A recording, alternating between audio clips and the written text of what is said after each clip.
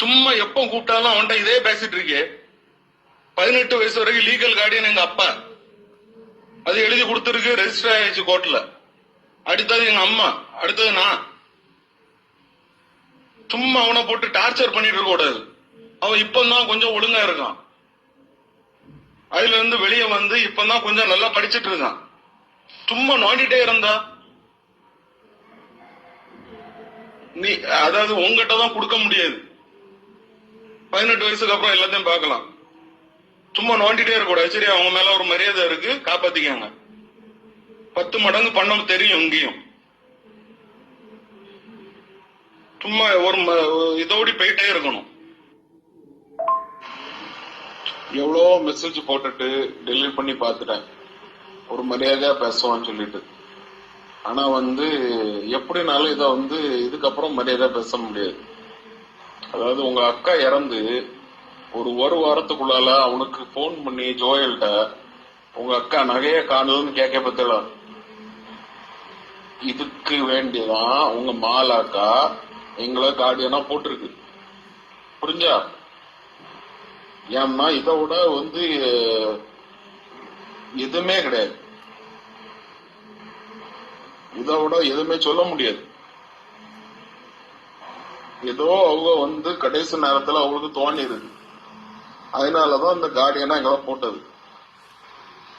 ஏன்னா ஒரு வாரத்துக்குள்ளாலே அவனை போன் பண்ணி உங்க நகை இல்ல, நீங்க எங்கெங்க போய் என்னன்னா எல்லாம் விசாரிச்சீங்கன்னு எல்லாம் எனக்கு தெரியும். அங்க ஒவ்வொரு இடத்துலயும், பேங்க்லயும், கேனரா பேங்க்லயும், கேனரா பேங்க்ல ஐஓபிலயும் எல்லாத்துலயும் நீங்க பண்ணது எல்லாமே எனக்கு தெரியும். ஏன்னா இதுக்கு வேண்டிதான் எங்களை கார்டியனா போட்டது. அது உங்க நகை கிடையாது, அது உங்க அம்மா நகை கிடையாது, உங்க அப்பா நகை கிடையாது. அது மாலாக்காக்க நகை. அது அவனுக்கு மாலாக்கா தாலி என்கிட்ட தான் இருந்து, அவ ட்ரீட்மெண்ட்ல இருக்க சும்மா ஃபுல்லா என்கிட்ட தான் இருந்து, என்கிட்ட தான் தந்துட்டு போனாவோ. ஏன் உங்ககிட்ட தரல? நீங்க ஆஸ்பத்திரியில தானே இருந்து, ஏன் உங்ககிட்ட தரல? ஏன்னா அத என்கிட்ட சொன்னாவோ, இத ஜோயலுக்கு தான் போகணும் அப்படின்னு சொல்லி. அதனால அது என்கிட்ட தான் இருக்கு, அவனுக்கு தான் போகும். இது மட்டும் இல்ல, மாலாக்காக்க ஒவ்வொரு கம்மல் வரைக்கும் அவனுக்கு தான் போகும். அது நீங்க வச்சிருக்கலாம், இப்போ நீங்க என்னவும் பண்ணலாம், ஆனா எல்லாமே அவனுக்கு தான் போகும். அவனுக்கு ரைட்ஸ் என்னவோ அது அவனுக்கு போகும்.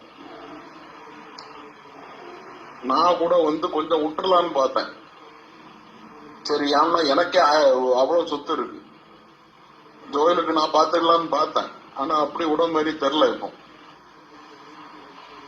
ஒவ்வொன்றும் அவனுக்கு வரக்கூடிய ஒரு புடி மண்ணைய நான் வாங்கி கொடுத்துட்டு தான் போவேன். அவனுக்கு வர வேண்டிய எல்லாம் அவனுக்கு வரும்.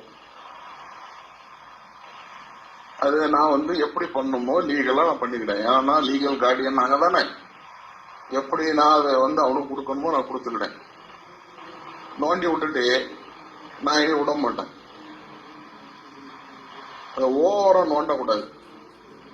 நாங்க நிறைய பண்ணலாம், சரியா? நாங்க வெளியே இருக்கோம். வெளியே நாங்க டவுனுக்குள்ளால, சிட்டிக்குள்ளால இருக்கோம். எங்களுக்கு நிறைய கிரிமினல் எப்படி வேணாலும் கொண்டு போறோம். அந்த ஒவ்வொரு கிரிமினலும் கிடையாது, அவனுக்கு வேண்டிய அவனுக்கு வரக்கூடிய பங்கு அவனுக்கு போட்டு. எனக்கு சொத்துல 1% கூட உங்க சொத்து கிடையாது, அது மட்டும் தெரிஞ்சுக்காங்க. நீங்க காட்டுக்குள்ள வச்சிருக்கீங்க எவ்வளத்தையும். எனக்கு வீடே 10 கோடிக்கு மேல போகும். எனக்கு எனக்கு சொத்துல 1% கூட உங்க சொத்து கிடையாது. இது சொத்தை பத்தியே கிடையாது, பைசாவை பத்தியும் கிடையாது. நான் எல்லாத்தையும் விட்டுலாம் தான் இருந்தேன், ஆனா இனி விட மாட்டேன். நான் ஒண்ணுதான் உங்ககிட்ட சொல்றேன், என்னன்னா நீங்க ஜோயல நோன்னா நான் எங்க தாத்தா சொத்துக்கு வருவேன். சிம்பிளான விஷயம் தான். நான் இனி டெலிட் பண்ண போறது இல்ல, நிறைய போட்டு டெலிட் பண்ணியாச்சு. ஆனா இதுதான் உங்ககிட்ட சொல்ல, என்னன்னா உங்க அப்பா சம்பாதிச்சது கொஞ்சம் தான். நீங்க இப்ப அனுபவிச்சுட்டு இருக்கீங்கல்ல, அது எல்லாமே பாதிக்கு பாதி இல்ல, எல்லாத்தையும் நாங்க அனலைஸ் பண்ணி அந்த பத்திரம் எல்லாம் நாங்க எதுக்கு வந்து பார்த்தோம்ல, எல்லாம் தெரியும். பெரியப்பாவும் சொல்லுவோம், உங்க அப்பா சம்பாதிச்சது கொஞ்சம் தான். நான் வந்து எனக்கு எங்க தாத்தா சொத்துல எனக்கு பங்கு இருக்கு. நான் இனி வந்து நான் கேஸ் போடுவேன். இப்ப நீங்க ஒரு வீட்டுல இருக்கேல்ல, அவனை கூப்பிடுங்கல்ல, இது வந்து உன் வீடு இல்ல அங்க வந்துருன்னு. அந்த வீடு அது வந்து எனக்கு எங்க தாத்தா சொத்து. உங்க அப்பா சம்பாதிச்சது கிடையாது. நான் கேஸ் போடுவேன், நான் லீகல் நோட்டீஸ் அனுப்புவேன், நான் ஸ்டே வாங்குவேன். அந்த கேஸ் முடியாத வரைக்கும் அங்க யாரும் இருக்கக்கூடாதுன்னு. அந்த வீட்டுக்குள்ள யாரும் இருக்க மாட்டேன். நீங்க, உங்க பிள்ளை, உங்க ஒய்ஃப் யாருமே இருக்க மாட்டாவோ. நீங்க வந்து நோண்டுனா நானும் நோண்டுவேன். நான் வந்து பெருசா நோண்டுவேன், நீங்க தாங்க மாட்டேத. எல்லாருக்கும் வந்து சாப்டர் முடிச்சு விடுங்க.